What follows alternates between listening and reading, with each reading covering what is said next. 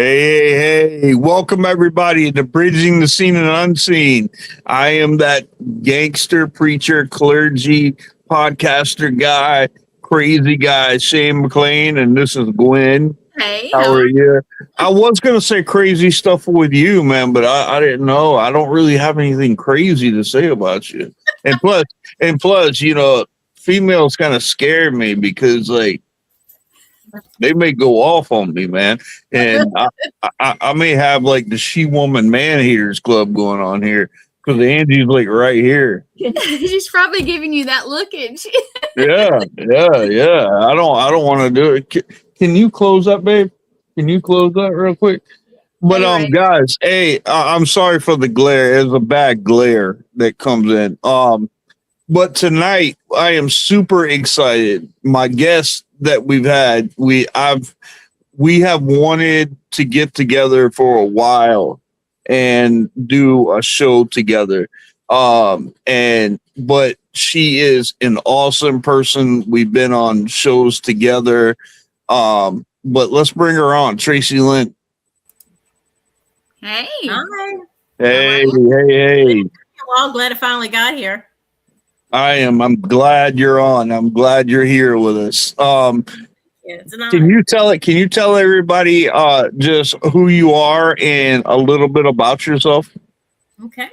My name is Tracey, of course, and I am a third generation witch, medium, and empath. In my family, it's every third generation on the female side. So my great grandmother was one, and I was one. When I was born with what's called the veil. It's a thin, downy that comes down to like where a veil would. And obviously, over a period of time, it will dissipate. So you don't look like Wolf Woman walking around. When my mother saw that, she knew, she goes, oh, she's going to be like grandma. And my mother didn't have any abilities, but she adored her grandmother. So she never encouraged or discouraged me. So for me, seeing spirit is, I wouldn't know what to do if I didn't. It's like breathing. If I guess, like, if somebody's blind, they don't know what they're missing. Right. I don't know how else to put it. It's just part of my daily routine. Who is Irene? Do you know an Irene? My mom's name is Irene. Yeah. She's still here. Mm-hmm. Okay. Because there's a female, an older female that says, tell Irene, hello. I don't know who it is. Maybe it's her mother. It could be my nanny. Yeah. Oh, okay. Okay. I was going to say, didn't. Okay. She won't communicate with me myself. I don't know why. She never will. Just one of those people who she just won't. Not with me. Yeah. So sorry about that. So I've learned. You're supposed to do that. Unless I go with a Tourette moment, no harm to those with Tourette's. Oh, it's all good. If I say it afterwards, it's kind of like, you're right. Okay. No. So I'd rather, and I'm not always right. Don't get me wrong. I don't even pretend to be 100% all the time. No one is. But I'll tell you what I tell you. And if it makes sense, it makes sense. If it doesn't, it doesn't. So. So for a long time, like for a long time that you've had abilities and things like that. That's awesome. I've had the past few weeks. I've had mediums on, and I really wanted to get you on there. And I'll tell you something too, Tracey. We were watching a paranormal show one day. And on YouTube, I can't remember who it was, but you were on there. Oh, Jake the Ghost Hunter. Yeah.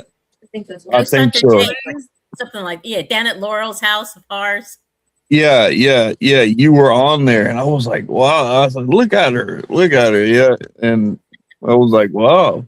Oh, I love that place. It's one of the most haunted places I've ever been to, because it's not only built where an asylum used to be, and then there was a sanatorium there, and then there was an old age home there, and then it became a movie theater complex sort of a situation. They also have the antiques from these various places, and there's a mass serial killer that was found in that area, who I ended up channeling one night in front of my husband. That was special. That was fun. He's like, "What the hell's wrong with you?" So When you say you channel the serial killer, like do you have like do you have feelings like the serial killer felt, or are you just like around the serial killer? I tell people it's kind of like being in the back of a movie theater. Now, when they're trying to get the communication to come through, I can feel like when you sat too long on your legs and you kind of go numb. I get that all over. Mhm. And then I'll sit down in the seat and let them talk. Sometimes I remember, sometimes I don't. When I was down at Land Between the Lakes with Greg Ogles and Natalie Smearin and all them doing a documentary, he put the God helmet on me. Are you familiar with that? Oh Yes, yeah, oh I yeah. used that also. That Yes. I had never had before. And he goes, "I got to see what it does to you." So, okay, fine. So we go down in October on Halloween, full moon, a really messed up area of the country called Land Between the Lakes. So we're down there and he puts it on me, and I start seeing crazy looking swirlies and stuff.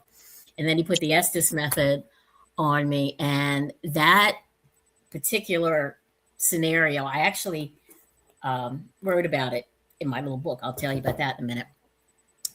That was the first time I felt what the victim felt. Oh. And it was two girls who were murdered, and they were first assaulted in a way that a woman should never be assaulted, if you understand me. And it was two of them. So, I've never felt them. So it's always been benign to me. It's like, okay, well, they're saying this, that, and the other. But to actually experience what they went through, to literally be in their eyes looking out, oof. And I think it was the God helmet because, it was already open. But here but It puts you that much closer. Yeah. Oh, yeah. It's not for the faint of heart. I wouldn't, like a Ouija board, Don't play with the Ouija board unless you know exactly what you're doing. Don't do any of this unless you know exactly what you're doing. Same thing with that, just don't go, "Oh, that sounds really cool. I'm going to try." No, don't, please don't. No. I saw that, Aaron. Thank you for sharing out the show, Yeah. man. I was actually able to see that. Aaron is in our order, and he's also my team director for Outer Realms Paranormal. Okay. Hey, Aaron, how you doing? But yeah, the God helmet, that I've heard lots of things about that. And JW Prather or whatever, like he does these experiments or whatever that like I was there last year. Yep. Yeah, where it like brings you to like as close to the other side, like veil wise, and multiple people can do it in different places. Did you get a chance to do it, Gwen? I did. What was it like? Like, did you feel anything of it? All right, I'm gonna say it like this. I already travel by accident. How can I do this? I don't travel on purpose. I traveled by accident, and it keeps happening by accident. And if I try to travel, well, that's even more intense. But I still, to this day, now I went under, right? And I still, to this day, would not be surprised if they brought me out of it, because I don't feel like I'm totally still here. I feel like I'm still there. That's how real that's how intense it was for me. And the God helmet, how long were you able to keep the thing on, or did they cut you off at a certain minute? They had it on me for about 25 minutes. Okay. So, well, I kept it on for, and I can't remember how many minutes they let you keep it on, but we had somebody in the same group that could only have it on a few minutes because they started talking weird. Okay. Because it'll do something weird. Some people, they can actually have seizures. Most of the time, they said the people just enjoy like the peaceful. You hear like a little bit of buzzing. That's it, right? And I'm sitting down there, and the only thing I can compare it to is I don't know if y'all ever ate the Chiclets gum when you were a kid, and the little yellow with the confetti on it. Yeah. I started seeing that. I'm like, wow, this is really pretty. I'm covered. And I looked down at the other end, like a football field away. all the way at the other end of the field, and I see a shadow, and I'm thinking, you know, with my background as a shadow person, that's a Sasquatch behind me. That is my stepson. Anyway, I see what I think is a shadow person, right? And I'm sitting there, and then with a millisecond, it was here, and then it was in my face within like less than You know a my snap. story? You're going to die when you hear this. Okay. I was sitting in a chair, God helmet on. The room was black. We were sitting in, and it's a haunted location. And all of a sudden, there's this lady in my face. Uh-huh. That's, Yep. that's Oh, no. unsettling, Right in my isn't it? face. Yeah. That's Oh, very no. unsettling. That is so weird. So, Can you guys explain, because Angie was like, you know, what exactly is a God helmet? You know, can Tracey, can you explain to me what you think a God helmet is? I don't know the mechanics of it, but it's like a loose fitting cap that goes over your head, and there's electrodes on it. No more dangerous than the ones on your refrigerator. And that goes into a box, and it sends pulses. And then it's if what I remember from Trey Hudson is correct, it brings the left and the right together. You know, like that little seam that's in the middle is supposed to make that bridge a little bit for a little while. So that's how he explained it to me. Gwen, you might have a much better way of. Now, I did the one by the Staffords, one of the older ones, I'm assuming, that has been revamped and all that. Katie Stafford and KT Stafford. I wore theirs, and it honestly looked like something from we lost. Oh, never mind. Anyway, it looked like something out of one of the space movies or something, because it had been adapted and all this. It was crazy looking, but that's exactly what it does. It kind of brings kind of both your sides together. But for me, it was almost like things were more peaceful and quiet, and then all of a sudden there's this lady in my face. Oh, and it happened like snap, and she was there, and I was like, hey, how are you? And everybody's like, who are you talking to? I was like, there's a lady in my face. And everybody's like, really? And I was like, yeah. So what exactly is it trying to do? Like when you have it on, I mean, is it like trying to bring you to another dimension, or like what exactly is it trying to do?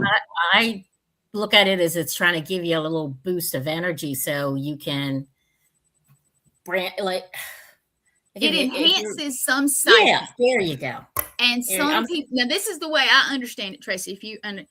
The way I was doing it, it enhances some psychic, some of them it doesn't do anything for. It's some people that have never seen anything, it enhances that and lets them able to see it. That's why you're supposed to sit still as you can for just a minute and let it do its thing, and then you're supposed to slowly kind of pan around and to see if you see anything. That's kind of the basic way it was explained to me.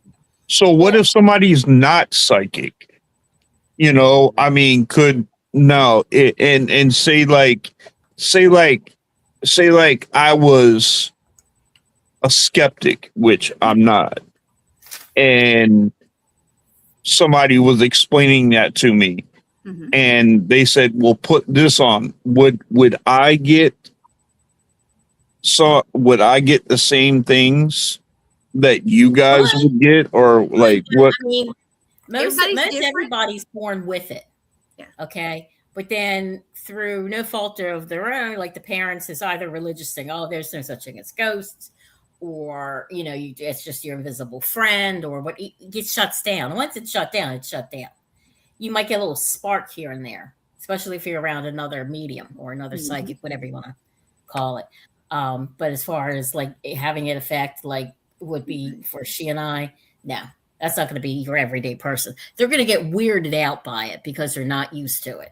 Right. Now, if they're real open to it, now I have heard testimonials, I guess, of somebody that's never seen anything, never felt any, like they had any kind of ability. And then that just kind of let them be able to see a full body apparition. But oh, wow. That is not everybody. Everybody is different. And that's why you have to opened up. So it opened up like third eye, sort of. Oh, that's they said mine is blocked. Yeah, they Angie's been told by several mediums that her third eye is blocked. But that I do have abilities. But she does have abilities. Angie is a healer. Yeah, she's a Okay. healer. Like she is 100% a healer. And guys, I went 2.5 years with such a bad back. I couldn't even put my heel down. So Right. imagine walking like on the ball of your foot for 2.5 years. And Angie was like, just let me pray over her for a second. Okay. And I'm like, to me, in my mind, I'm thinking, prayer is prayer. This is that, she loves me, she wants to see. As soon as she started praying, I felt this radiant heat coming from her hand. I mean, it was very intense heat coming, and it felt like she was touching my back, but at one point she wasn't touching my back, but I still felt like a lot of that heat coming in. And so she got done praying, and I was like, well, thank you very much. And I sat down, and I went and I said, maybe it'll end up working. And I put my heel down when I was sitting down, and I was like, I don't feel that anymore. And I stood up and I walked, and for the first time in 2.5 years, Okay. I was able to walk normal. Wow. And that's just, I mean, she is a healer, and she always is like, because she's been told by so many people, Bianca, I mean she's Catherine Cirillos, she's been told by so many people that she's got special gifts, but it's closed off. And yeah, we really don't know how to get it unblocked for her. I've heard that using tuning forks can help if you get the right frequency. You have to do a lot of studying about it and get the right frequency, and maybe it'll help break up some of or the sound bowls. Maybe you think, maybe or sound bowl, anything with frequency like that. Yeah, I know. I have a set of tuning forks myself. I love them. I have issues, medical issues. When my kidneys act up, I'll stick the tuning fork, and cats are looking at me like, "What you doing?" And it like takes the pain away. So I do that with headaches too. So it can't hurt. No. Put it that way. And She might also look like a Reiki. unicorn for a few minutes, but it can't hurt.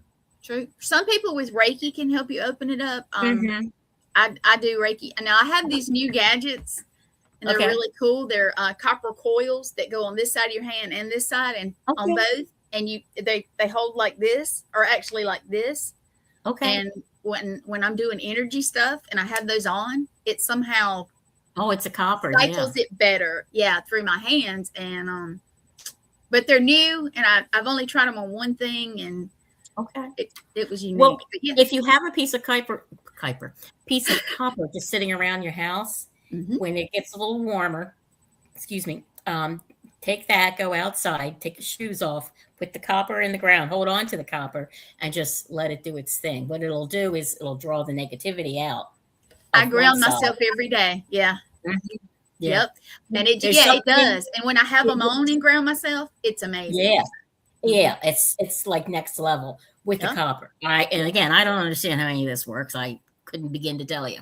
It just does. That's all I know. Exactly. It's like, how do I know I'm breathing? Because I just do. Yes. Well, no, I think Angie she goes, it has to be warm outside. Well, warmer. Like, you're not going to go out in the freezing cold, and it's going to be like, oh yeah. Now, when I ground myself, I will do it in the winter, because sometimes I get all if I don't ground myself outside, sometimes I get very off and don't feel right, and that kind of thing. So I try to do it every day. But when it's cold, it's very quick. It's very quick. I don't like cold. I don't like cold. That's all. For me, I wait till it's almost time now, but give me a cold breeze. I'm not good. Who used to call you who did you call Ma? Me? No, him. Somebody you called Ma. Not your Mama. mother. I had a mama. Maybe.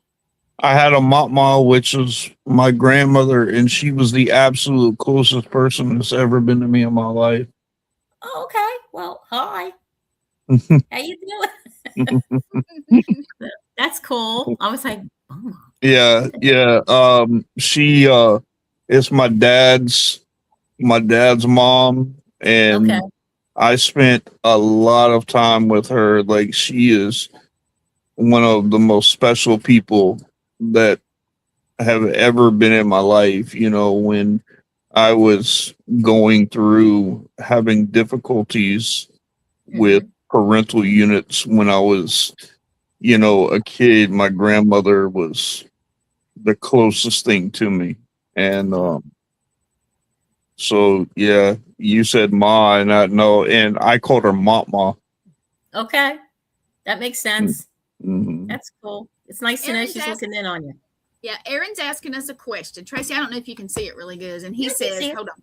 Can you see it? He says, has anyone ever felt like they, when they are go into the lake, you can feel heavy energy leave your body?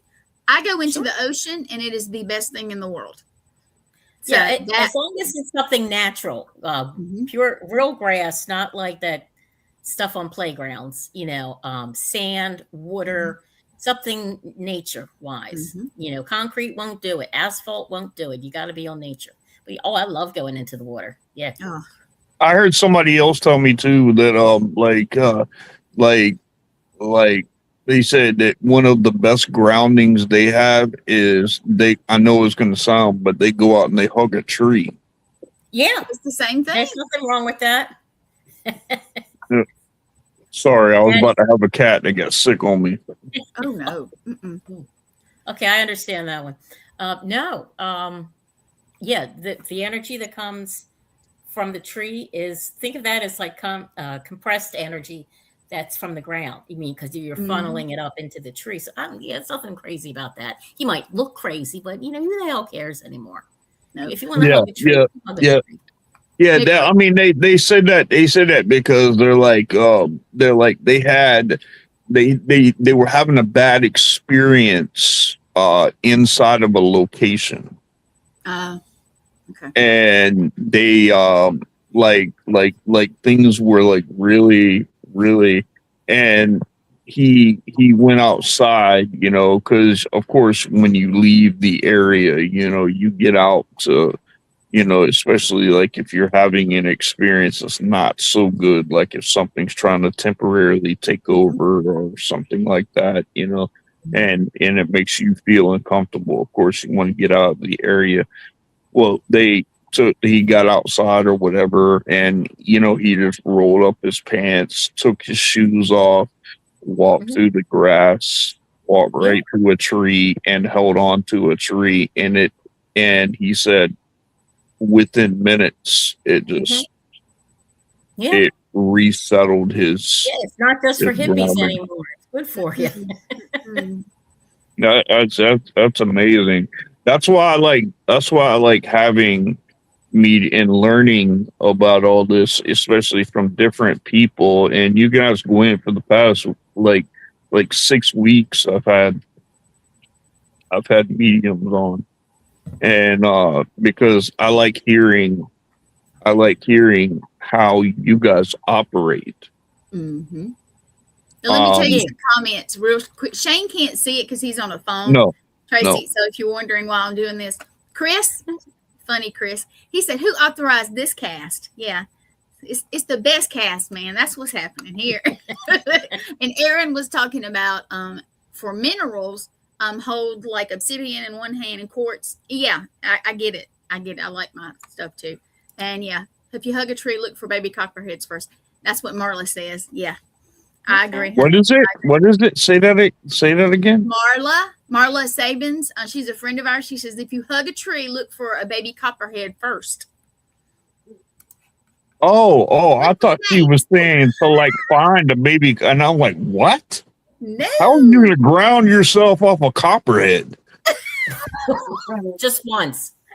Yeah, maybe one time. Believe me, babies are the worst too, because like like at least like a big snake. And here I'm in the South here, so I mean we get some big copperheads around here.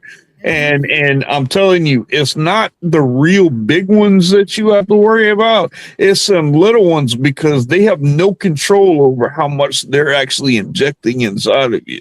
True. Okay. You know, and they'll do it all. But I thought she was saying to ground yourself with a copperhead, and I'm like, what? No, she's like, watch out. Basically, watch out. You know, that makes me think. That makes me think of like, you know, where Angie's ancestors are from, like that by God, Kentucky. You know, like the most snake wrangling churches. Oh, look, you know, these snake here, boy, they been there, boy. You know, praise Jesus, I didn't get bit. While he's got like 1 million bites on his arm. You know. They're not poisonous? Yes. Huh? Oh, my husband's going, yup. Some of the old didn't inject anything. That was an old trick. So Okay. Yeah. Oh, okay. Makes them look all big, bad, and tough, but they've already gotten rid of the venom. I'm sorry to tell you, but I mean, like, if look, I believe so much. I'm a very spiritual person, and I really believe in God. But if I walked into a church and I'm sitting there, and all of a sudden they bring out vipers and rattlesnakes, and they're like, oh, we're gonna handle these today, and I'm like, nope, I'm not. You know, Don't do spiders, don't do snakes. no, that's what I mean. And I know it is biblical, you know, that you know, you'll trample on the head of serpents and stuff like that. I mean, I get it. But there is a literal and direct meaning for that, and it has nothing to do with man handling a serpent. Okay. It has nothing to do with that. And these hills have eyes people up there in by God, Kentucky and West Virginia, I don't know what they're thinking, but I mean, they think that if they handle these rattlesnakes and they hold them up in the air and they're able to shake them and do stuff and they don't get bit, that's a message that God is with them. And I'm like, that's a good way for you to meet God pretty quick. well, that's what Yeah. Marla. Did you read what Yeah. Marla just said, Tracy? Mm-hmm. Yeah. When Marla just said we had a preacher come to North Carolina. She lives in North Carolina, and with his snake, and wait, hold on now. Came here in North Carolina with his snake, a rattlesnake, bit him, and he refused treatment, and he died. Exactly. See, that's what I mean. That's exactly what I mean. It's like, I believe there's certain things in this world, you know, in the Bible, it speaks a lot on discernment, you know, having proper discernment, knowing like how to say, you know, when to say stuff, you know, to think clearly and things like that. And that is just not. And to hear, it's sad that a preacher would really think that that's the way to go. But man, that's what I just said, Marla. That's what I just said. I said, to me, if you bring out a rattlesnake, I mean, it looks like you're trying to get closer to Jesus than what you're probably ready for. You know, because like a lot of them, I watch them and they hold them and they get face to face with them. Oh, no. Mm-mm. Mm-mm. You know, they get face to face with them. And then the one preacher that I saw on there, he actually would kiss the front of the snake because that's what I mean. And I mean, at any point in time, I mean, you know, that thing could just be like, you know, I don't even like you, like that, click, and you're gone. Mm-hmm. Yeah. You know, I mean, I don't get it. So I get that, Marla. I get it. And or like if you saw these preachers that have the things on their arm and they come in with like leather pieces on their arm just in case a snake does bite. No, Okay. you can keep that too. You can keep that. I'll tell you, I'm the same way I walked in is the same way I'm gonna walk out. I am not sitting there watching some death by rattlesnake, today. It's just not happening. Oh, come on. That's just Satan's slinky. That's all that is. He can keep that. It's funny to me because snakes like biblically, they wither on their stomach right there because that was a curse from God. Okay. That was a curse because of because he was sly as a serpent, and God told him, he said, from now on, you'll wither on the ground in your stomach, so that's why snakes don't have legs or anything like that, but Okay.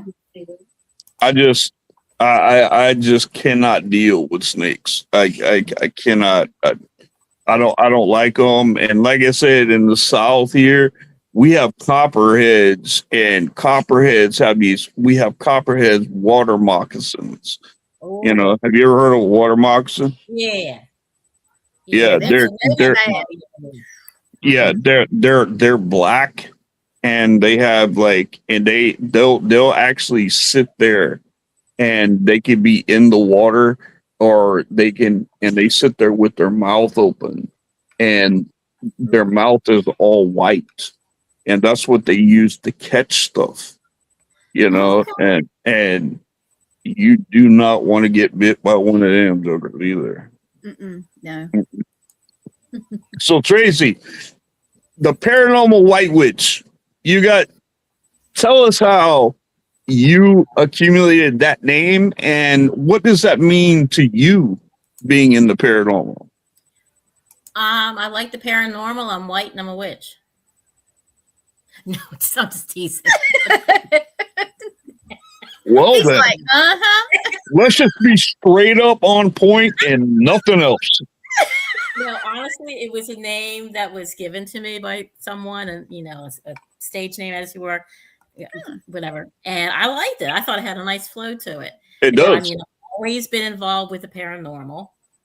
I'm proud to be a witch. I came out of that broom closet 30 some years ago, and white doesn't mean skin tone in this case. There's white magic, there's dark magic. Right. Magic is gray, but I prefer to stay on the white side.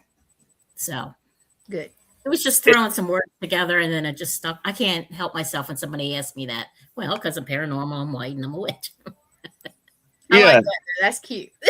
Yeah, cause I mean, it does make sense. If you were talking about witches, they have like a stigma, many, like when you say that. So I mean, if you say like white witch, that seems like, oh, that must be some kind of a good, compared to, it's a safer word. It makes people comfortable. Right. But I mean, the same way, I mean, there's black witches too, right? I mean, there's people that do like bad stuff. Like in the South here, I'm from the Low Country, and we have hoodoo practitioners here in the Sea Islands around here, and they come from the Gullah heritage. Mm-hmm.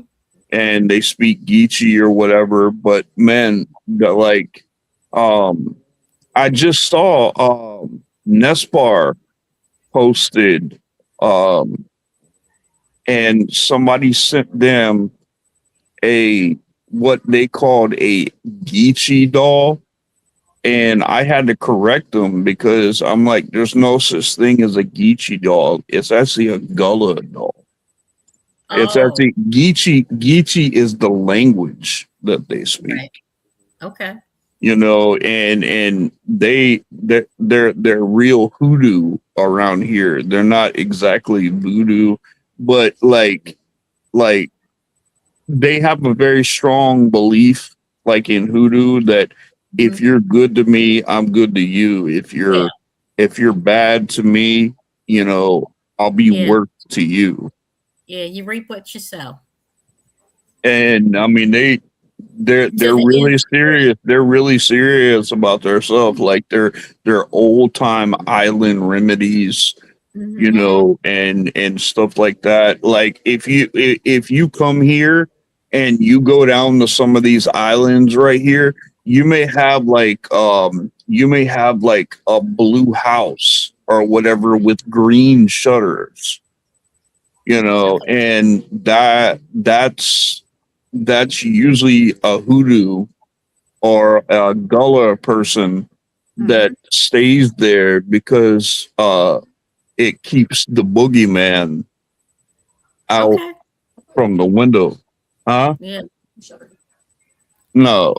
Well, I mean, it's the different color shutters, but they have a lot of different beliefs like that here. So, I mean, like when there's dark magic and stuff like that, like how can you know if someone's doing like darker magic when they say like they say they're a white witch, but they're doing darker? So how would you be able to tell the difference? Same way you would know if somebody in the Christian faith was evil. Here's a cross. This is a sign of light and love and beauty and all that. Upside down. Yeah. Same thing with our pentagram. Our pentacle was originally, this is what the history I found, it was the original, the symbolism was the 5 wounds of Christ because it has the 5 points on it. Point, it's always going to be up, just like the cross, always going to be up. When you take that cross and you invert it, then you become an asshole.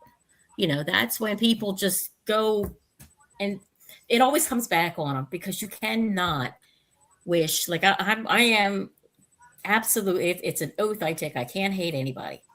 I can get irritated. I can hate their actions, and I can pray that they get better and see the error of their ways. But I don't curse people. You can't, you know, not if you're a normal person.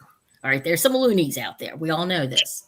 But how do I know if I walked up to Gwen on the street, I'm empathic too. So people give off vibes. And if you're into the negative like that, it's going to ooze out of you. It does. Could you tell? I mean, could like an average person, even like me or whatever, could I tell? I mean, they're not like, you know, to me, you know, I think of like these gothic looking, you know, wearing like white faces, you know, they just don't look right. I mean, but is that the case with them? I mean, do they mean to do that? That's another reason why I started to do the podcast, because I thought, let me present what we really are. You know, like if you're goth and you like all that makeup and hoo-ha, more power to you. But it's not, it's just become a stereotype of what we look like. We look like everybody else. You would pass me on the street and never know unless you saw some of my jewelry, you know. So sometimes people dress to impress, and it just irritates the living daylights out of me. You know, the dudes with the black liner and the black hair, and it's like, can you make it any more stereotypical? You know, you're not helping anybody. So, but yeah, like if you come across somebody who is just downright evil, your gut is going to tell you something's wrong. So I always tell people, I don't care what your faith is, trust your gut. If it says leave, get yourself out of there. You know, if it says trust the person, don't trust the person. I can't tell you, I've made the mistake of thinking, it's in my head, you know. And you know, I think another thing too is like, you know, I'll be 49 this year, and I remember the satanic panic. and Yeah. things Oh, like that. I remember, but I remember like there was a big group of Satanists that were in a neighborhood that I used to live in when I was a kid, and like people's animals were disappearing, and they would find them hanging up in trees, and stuff like that. I mean, it was really, really bad. And one on Halloween night, I don't know what it is, but in Merle's Inlet, where we used to live in Garden City, which is right on the outskirts. There, they have houses on stilts, okay. and they're houses on stilts, but they're made for hurricanes. So if a hurricane came through, the water can go underneath where Gotcha. affecting the house. Um, and this lady was getting out of her car, and she went up the stairs, and as soon as she did, a guy that was in a black hood or whatever took a razor and cut her Achilles tendon while Oh she my God. while she was going up the stairs, and was Oh, trying. And every step she was taking right there, she said it just tore, because she had to get away from him because the guy was trying to kill her. right. And that was what they were trying to do. The animals started disappearing first, and I don't know if they did things with children. I'm not sure, but they were wanting to use her, as like a sacrifice or something like that. Now, do black witches do that? Are they more on the satanic level? Not really. Being a Satanist is a whole different issue. You can have a dark witch who dabbles in it, and But that's why is it how are they so similar though? Like a lot of the satanic practices can look like something that a dark witch would do. They have, to be fair, they have over the years sort of intermingled with one another. With the witches, you're supposed to look for each side of something: the white, the gray, the black. Just a well-rounded perspective. Somebody who's into dark magic is going to lean towards being a Satanist. Might not go all the way towards being a Satanist, but they're going to throw hexes on people. They're going to throw curses on people. They're going to make people sick. They're going to do all the nasty stuff that I would never do in a lifetime. And it always comes back on them. You might never hear about it. So that's what I was wondering too. I'm like, have these people just never heard of karma? Oh yeah, it does. You might never know about it, but yeah, karma will come and get them. Absolutely. It's always more. If they do bad on people like that it will come back on them pretty. Oh yeah, yeah, absolutely. It's karma. I think is through I don't care what faith you are. I think your karma is just like part of society. If you're going to go out there and be a jerk to everybody, eventually somebody's going to be a jerk back to you, and you're not going to deal with it. That's just my perspective on it. Oh yeah, I mean, I mean, you're either a good person or you're not. Yeah. And I mean, and to be honest with you, a lot of these people, a lot of churches, they have this thing that anybody that does with tarot cards or anything like that it's satanic, which I don't believe that. I don't. You can be anything satanic, anything. If you don't like I don't believe that an average person, see, I'm saying like even with you, there's people that are in churches today that if you went in and said that you were a psychic and that you read tarot cards and stuff like that you're satanic. Oh, sure. you know, Sure. and I have a hard time with that. And like, and another thing is how churches have this conception that everything is demonic, you know, that if you're having a paranormal experience, oh, what did you do? You know, like, or like like there's that's demonic or whatever it is around you. And that's just simply not true. I mean, Hollywood and and society have brainwashed everybody to think that. I mean, look at some of I love the paranormal shows because they're funny to me. I get they such are. Everything's demonic. everything's demonic, especially the show. I don't know if it's still on, called A Haunting. Everything was just going to kill everybody in there, and it's a demon, and it's no. The chances of coming across a legit exorcist type demon is 1%. oh my god, I don't even know how to talk that small.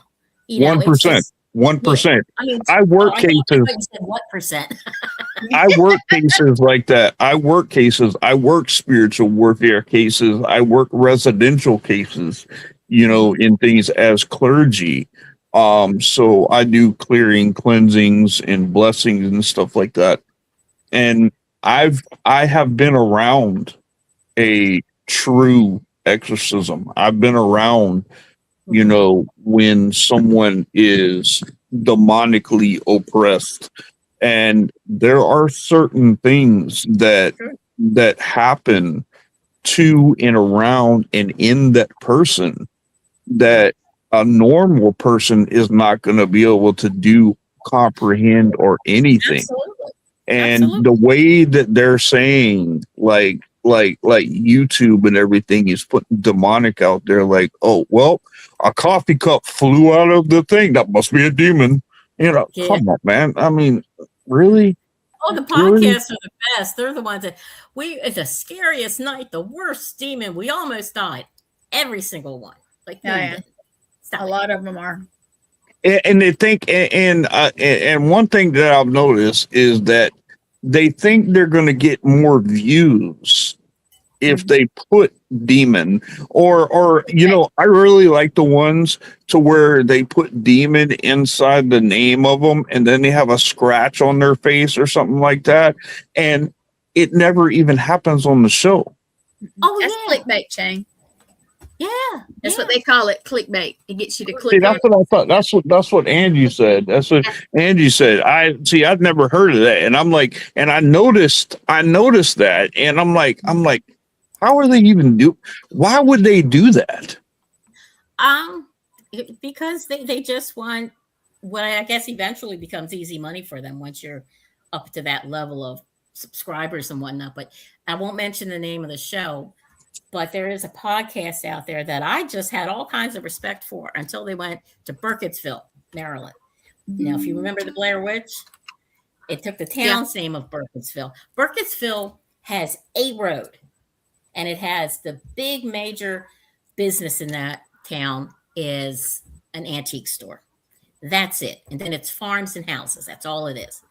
Well, these people were at Burkittsville, which was actually the place was filmed up in Canada, and they're walking around town. It's like, I've been there. You're not at Burkittsville. You are lying your tush off. So They weren't there. no, I've been there. You know, I've walked around the town before with a former paranormal group I was with, and yeah, it was like, it looks nothing like this. Man, and they advertise that? They do, because who's going to prove them wrong? If they have Well, you did. Well, I know, but out of 20 million subscribers, if I just put my little thing in there, and I have before, then you get, what do you know? Oh, you're just, you know, you get the nonsense. So, you know, I figure at the end of the day, are they bothering me? No, they annoy me, but they're not bothering me. I have to ask you guys something. I've been writing notes, and I'm a terrible artist. When I tell you I'm a terrible artist, I am not. My poor stick figures. Oh, not good. A woman has been in here. Oh God, the picture is so awful. She has her hair's kind of parted on one side and it's short, like a light brown, not really a strawberry blonde. She said she had a strawberry blonde kind of bob in the late 60s, early 70s. I think hazel eyes. Real pronounced cheeks when she smiles. I'm going to show you this picture.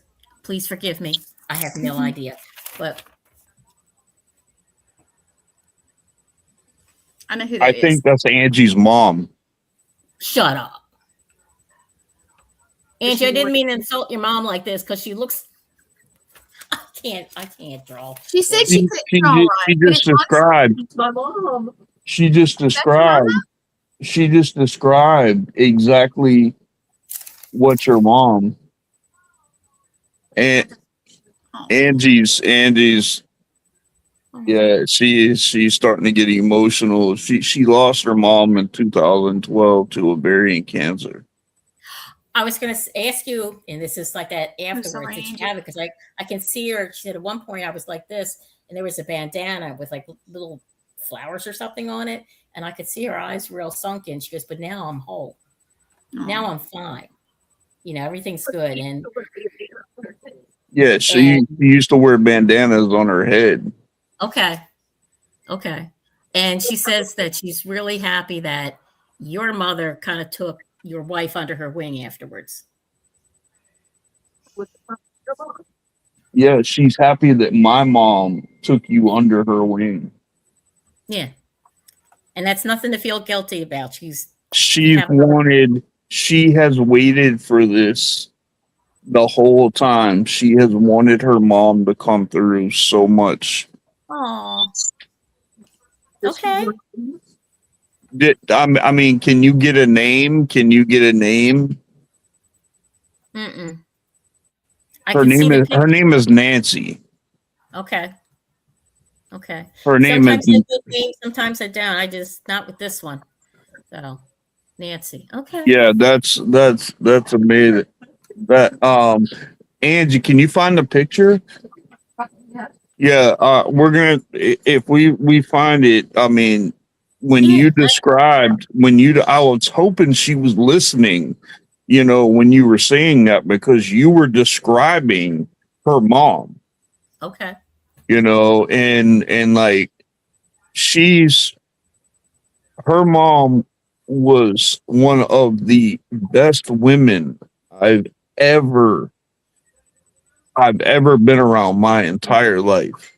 She had a heart of gold and she has wanted so long, you know, because you know, she wants to know that her mom's there. Oh, yeah. You know. He walks with her every day. You know, she's always going to be, she'll catch a scent of her mom's fragrance or something, or she'll hear something that reminds her of her mother. There's always little signs that people without this get, but they don't realize it. So you just have to be like a little extra observant for your area. And if you have a dream about them and it's a color, that's them coming to visit you. Always, yeah. I've had my parents come and visit me in dreams many times. Can you see that? Oh yeah. Okay, my picture looks horrible, but yeah, I didn't know how to do the teeth without making her look like a jack-o'-lantern. Tracey, your drawing's not bad, honestly. Yeah, that was. That's our wedding. We put the picture up because she wouldn't be here, obviously. Right. But I think she wasn't sick there, was she? Not in that. She was gone. In that picture. No, I'm talking about when she took that picture.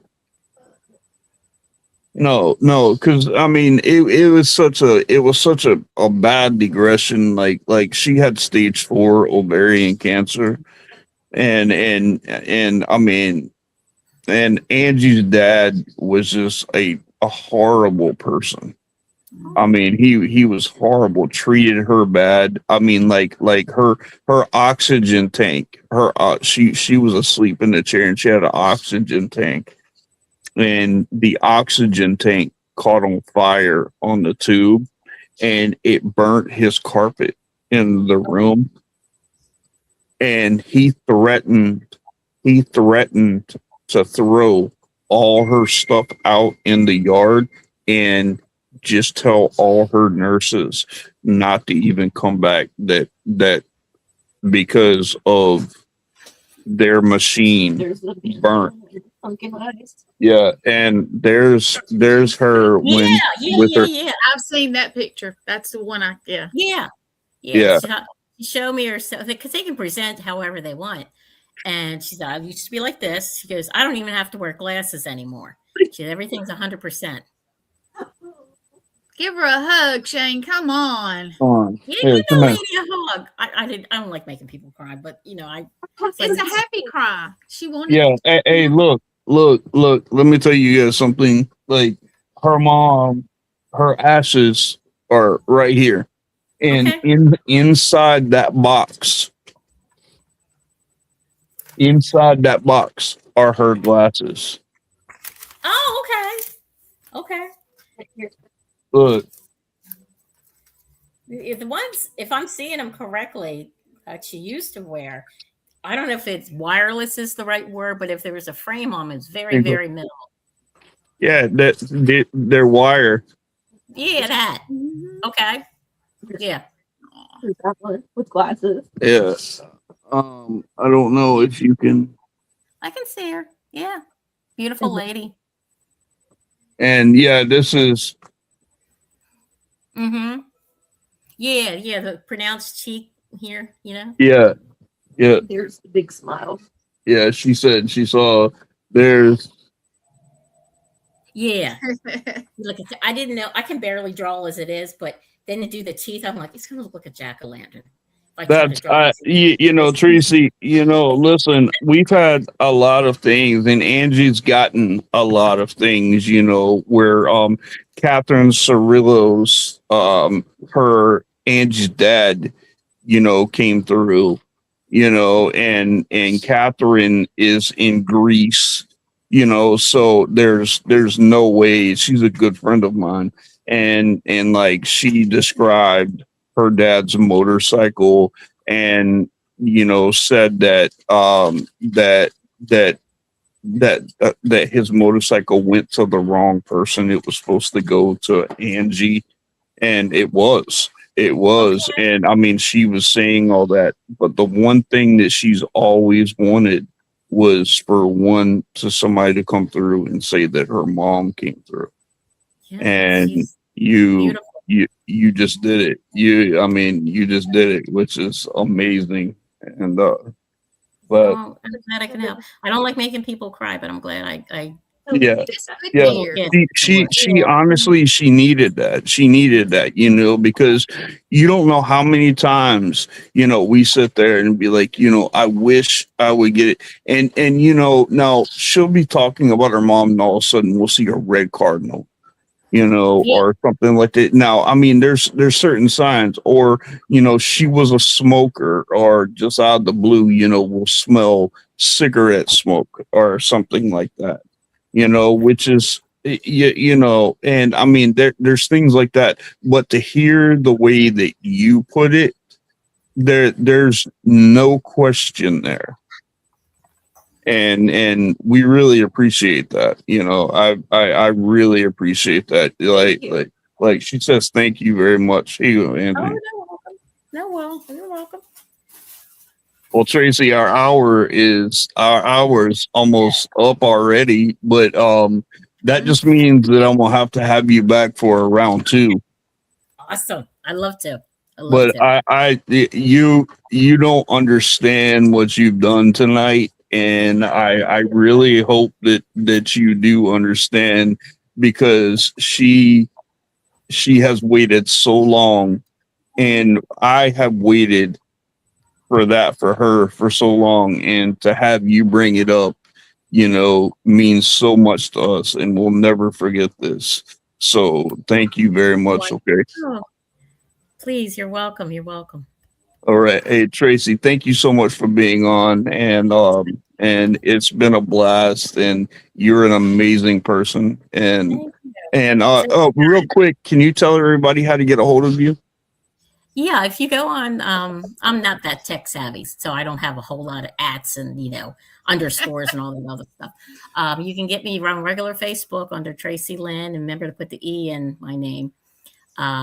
You'll see a picture of me and my husband. Can't go wrong. You can get a hold of me through my Gmail account, which is paranormalwhitewitch@gmail.com. And a quick plug, this is my book. This is called Witchcraft by Blood and Tradition, a beginner's guide. And I've gotten all 5-star reviews so far. So far, so good. I've got a lot of stuff in there that has not really witchy things, but old cunning folk ways and old ways to do. Like I teach you how to make an apothecary, and I teach you how to make different things, So it's a fun book and it's a very easy read. So that's awesome. That's awesome. That is. I never go on camera, but I have to tell you, thank you so much because I needed that. Oh, sweetheart. I needed that. Cat knows you need some hugging. Give her a hug. Yeah. See, I told you. I needed that really bad. She did. She did. She really did. Thank you so much, Tracey. And can you hold on in the back just a minute? I need to ask you something if you don't mind. Oh, me? No, Tracey. Okay. All right. Yeah.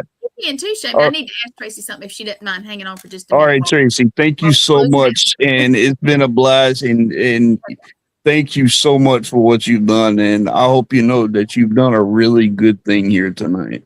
Oh, thank you. I'll get you guys some dates and have you on mine, both of you. Good deal. Good deal. I look forward to it. Let us close it out and then we'll talk to you for a second. All right. Here we go. Isn't she awesome? I couldn't wait to have her on. Oh, I know. I've been wanting to have her on, and just to have her, I hope she really does understand what that did for Angie. My best friend. That was my wife's best friend. I mean, it's. See, I've seen the picture before, and that's why I said I know who it is because I had seen the picture. Yep, and guys, if you guys only knew, see, you guys are seeing it on here, and you guys know. But if you knew the whole backstory, and everything on how close, her mom and her were. And in 2012, she passed away of ovarian cancer, and to have her come through out of Tracey of all people, and it's so awesome that happened, not only for us, but for all of you too. But it was great having her on. She's an awesome person. Y'all check her book out.